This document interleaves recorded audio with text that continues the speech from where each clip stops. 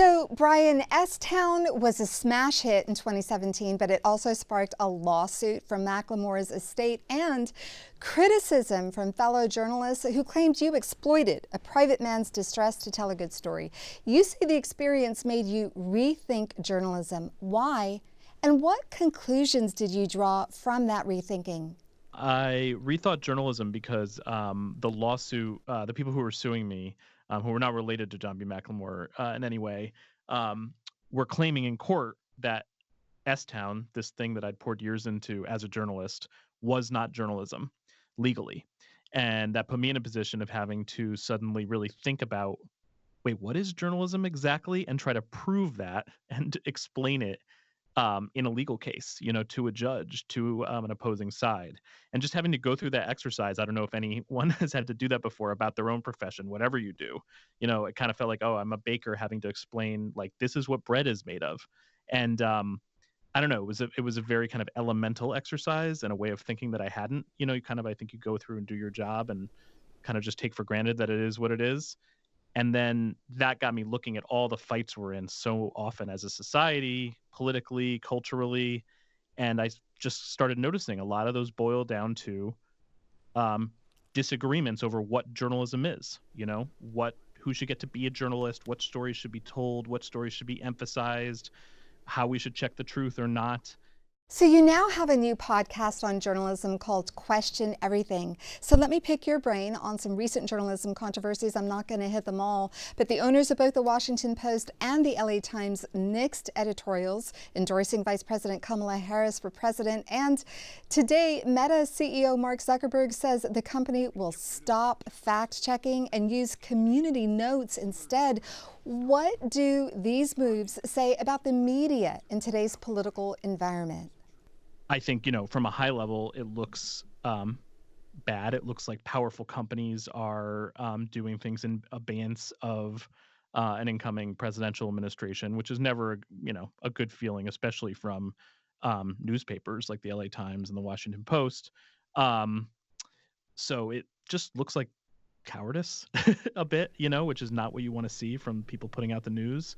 But I don't know. When I heard the news today about Meta, this is a very wonky answer, but I would encourage, I think that a conversation about something called Section 230 is warranted again. This is something we've been exploring on our show. It's this regulation that basically makes it so that social media platforms like Facebook and others are not liable for defamation, for instance, for the things that people say on their platforms. They have special immunity. And I think that that's something that should be revisited. So I have to ask you this question. Has truth lost its value in American society? It's interesting. I think the idea of truth has not.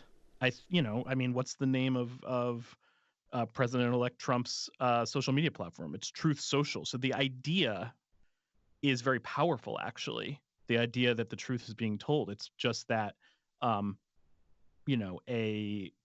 confluence of forces, including bad actors, have made it so that truth and the ability to figure out what it actually is and trust the people telling it to us has been corrupted.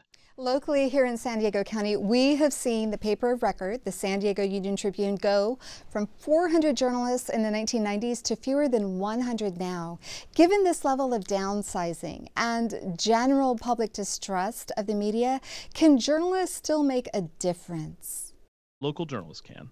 Yeah. It's an overwhelming and dispiriting moment, but I do think some of the most exciting and impactful journalism does come out of local outlets.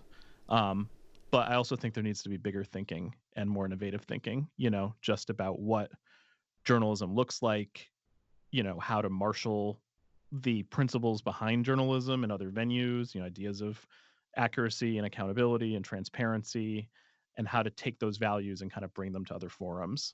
So along those lines, Brian, what can journalists do in the future to prepare for covering the Trump administration? Get E&O insurance, insurance for lawsuits. No, seriously. Like fact checkers, investigative. I think what I would say is don't just chase what everyone else is covering. Whatever kind of scandal of the day or kind of outlandish policy proposal or idea. Try to pick some priorities, questions you have, things you want to dig into or uncover, and really stick to those. And you can address things as they come up, but instead of just like letting the administration dictate what the focus is every day, make your own priorities or source them from your audience and get a sense of what people want to know and really stick to that amidst the noise. And because really getting at difficult truths takes time.